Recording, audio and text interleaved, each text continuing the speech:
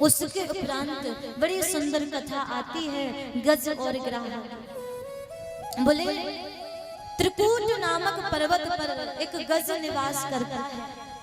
इसकी 10,000 पत्नियां हैं हथनी, उससे भी अधिक इसके बच्चे हैं। एक दिन सरोवर में स्नान करने आया अपनी पत्नी और बच्चों के संग संग।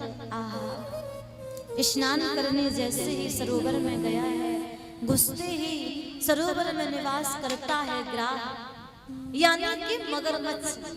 अब सरोवर में प्रवेश करते ही गज का चरण ग्राह ने पकड़ लिया। ये कथा हम मनुष्यों के लिए, हर मनुष्य गज है और हर मनुष्य का अभिमान ग्राह है। हर मनुष्य को अभिमान रूपी ग्राह ने पकड़ करके रखा है, जकड़ करके रखा है। गज का चरण जैसे ही ग्राह ने पकड़ा, सोची गज सोच रहा है कि जल में कोई छोटा मोटा जीव जंतु रहता है, उसने मेरा चरण पकड़ लिया है।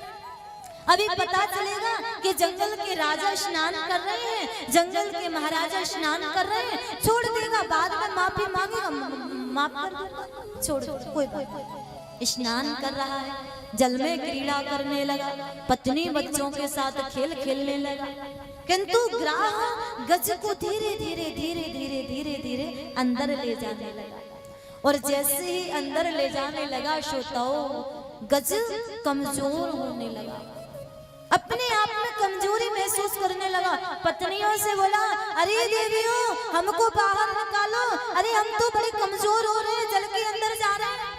सो पत्नियां सूढ़ से सूढ़ मिलाकर खींच रही, नहीं निकले तो बच्चों को कहा, अरे बेटाओ, आप भी तनिक तनिक साथ दो, हमें बाहर निकालो। अब बच्चे भी सूढ़ से सूढ़ मिलाकर के खींचने लगे। नहीं खींचा।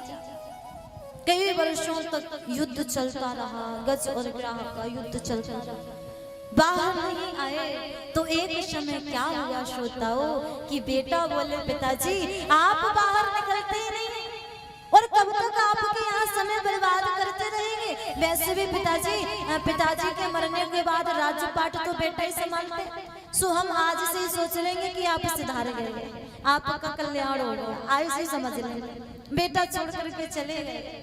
कुछ दिनों तक पत्नियों ने संग दिया। भैया आज तो पत्नियां भी बोल गई कि पतिदेव आप तो निकलते ही नहीं है, कब तक यहाँ खड़ी रहेंगी। सोची पत्नियां भी छोड़ छोड़ करके जाने लगी।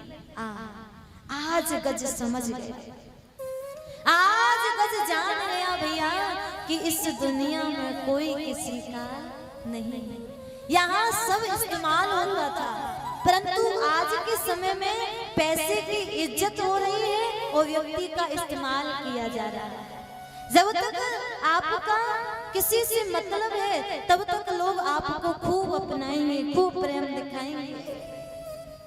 सुर नर मुनि सबकी यह रीति, स्वार्थ लाग करें सब प्रीति। गज समझ गया कि संत सही कहते हैं, इस दुनिया में भैया कोई किसी का नहीं है, यहाँ कोई किसी का साथी नहीं है, कोई किसी का साथ देता नहीं है।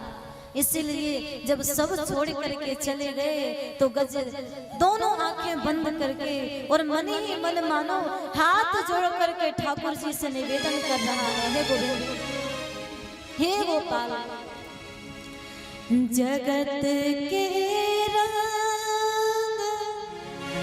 क्या